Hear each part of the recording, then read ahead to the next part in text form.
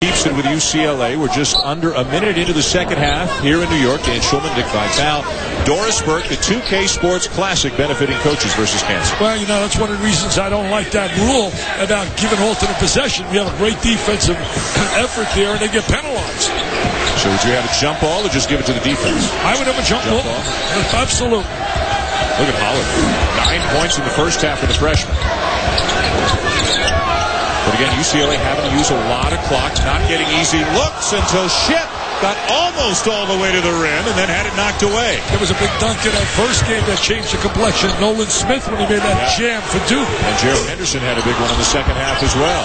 Michigan ball. They get an offensive rebound and a fresh 35. Deep one by Douglas. It's a one-point game. You know, he got a little confused out there, and he shot that from the NBA three. He really did, Dan. He shot that from the NBA three. See, that's John Beeline kind of basketball. Make the three-point shot. I mean, there's too many lines out there. It's totally confusing. The players, the referees. Well, they broke the defense beautifully right there as Aboya gets the lay-in. You know, Aboya's got to give him some point production on the interior. Got active right there.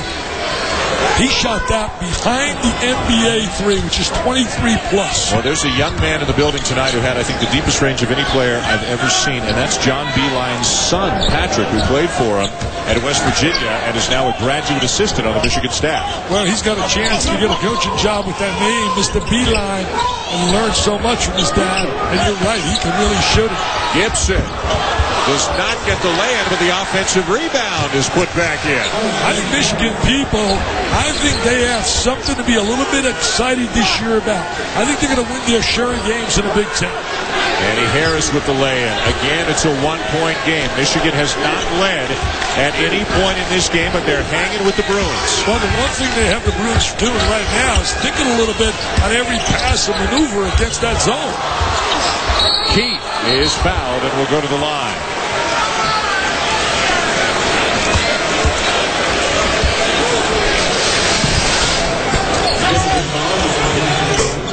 Take a look at Michigan on offense. They get an offensive rebound, something they're not known for, and then a kick out to the deep three. Well, they kick it out. Nothing but nylon. Douglas, a long-range shooter, a skilled guy, a big-time stroke, his NBA range. How about this, Dick? This is UCLA's first free throw attempt of the game. Let's go to Doris Burke. Well, when I asked Ben Howland what the turnovers in the first half were about, he said bad offense. Some of the things they talked about in attacking this 1-3-1 is being aggressive without being impatient. So we're making very bad decisions, running over people in transition, we're out of control. He is not unfamiliar with John Beeline and this 1-3-1, guys. It dates to their history in the Big East Conference, respectively at Pittsburgh and West Virginia, guys. That's right. They met at Pitt in West Virginia, then UCLA versus West Virginia a couple of times, and then UCLA versus Michigan last year and again this year. You know, UCLA jumped out to 29-19 and went on a little spurt there. Since then, it's been all Michigan. Sims has checked into the game, as has Javon Shepard for the first time for Michigan. He's from out of Toronto. That's right. Your guy's good athlete. Manny Harris for three. Look at this. They're starting to feel it. You can see their body language. They're getting a little excited. They're starting to believe. They're saying, who's talking about Duke and UCLA? Forget about it. It may be Duke and Michigan. A 10-2 run for the Wolverines as they have taken their first lead of the game. Michigan leading UCLA by 2. Who else? Manny Harris knocking it down. Lead of the night, and they have done what you would expect a John Beeline team to do here in the second half.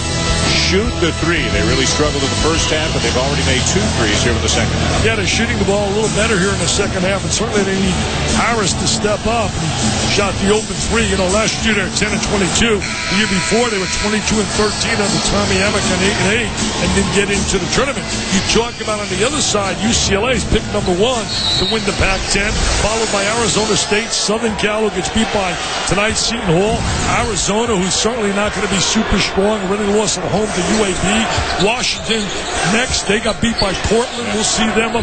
My point I'm making, I don't think the Pac-10 from top to bottom is going to be as strong as it's been in the past, and that equates to me a lot of of wins for UCLA. But Arizona State, a team people are James they're Harden. sleeping on right now. They got a lot of talent. Herb Sendek's got it going on in Tempe, and they're a real force. Well, Ben Howland, a little adjustment there during the timeout.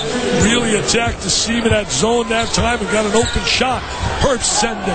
And never got the love he should have had down in Raleigh, North Carolina. Outstanding coach. And the kid Harden's one of the special players in the country. Douglas, Michigan.